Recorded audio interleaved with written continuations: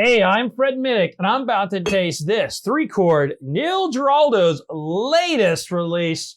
Let's see if it's good as his guitar. Giddy up.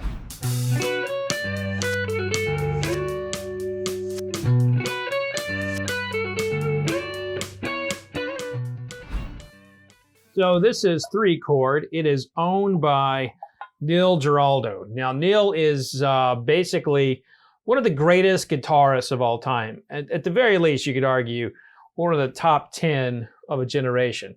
Now, he is a guitarist for Pat Benatar, also Pat Benatar's husband, but now he is a full-on whiskey head. Look at this.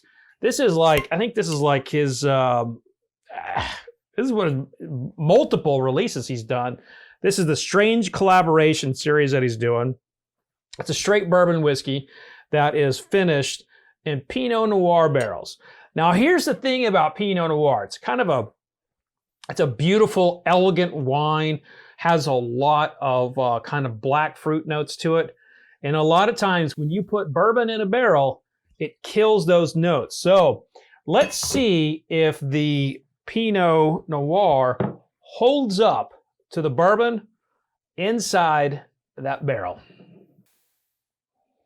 Well, it smells good, and that color, that's kind of like a dark straw color. So it's not as dark as you normally see from a finished barrel series. Usually, even if it's a young product, a lot of times that you take the bourbon from an existing barrel, you put it in the new barrel, and it usually gets a little bit more oak extraction from the color, and you can see that's pretty light. But the nose on it, it's kind of, it smells a lot like mashed grapes. So this reminds me of going into like a fermentation room in a winery. It smells like fermentation in a winery. And if you know that smell, it's in the air. It's all grapey, you know, and then kind of like there's like a thing that hits in the back of the nose. It's very sharp. There's just a touch of corn here. So the nose is not too impressive.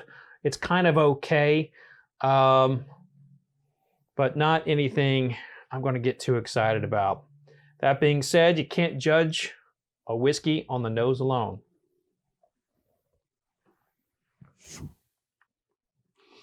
Definitely has some spice there. I'm not really getting a whole lot of that Pinot Noir fruit. However, I'm getting kind of almost like a saccharin or like a sugary pack that you would put like in an iced tea. There's like this overwhelming hint of tea for me, like a Lipton's iced tea with like a sweetened iced tea, I guess is how I could put it. And then there's like some notes of corn, and there's a touch of like earth, like in a kind of dirt sense. One more taste.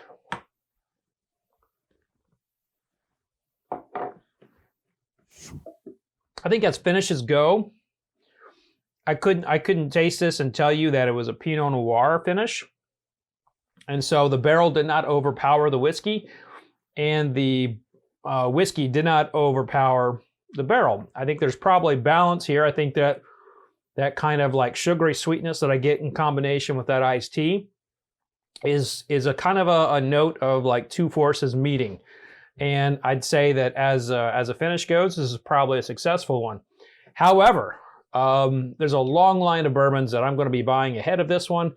If you're someone who is in that market of like you like the finished products, I'd say put this one on your shelf just because there's an elegance to it that from the Pinot Noir barrel. And if you like sweet tea, if you're a Lipton's iced tea sweet tea drinker, I think you'll love this one. Other than that, I'd say like leave this one on the shelf. With that being said, again, if you're a barrel finish fan, go for it. But that's going to do it for this quick tasting.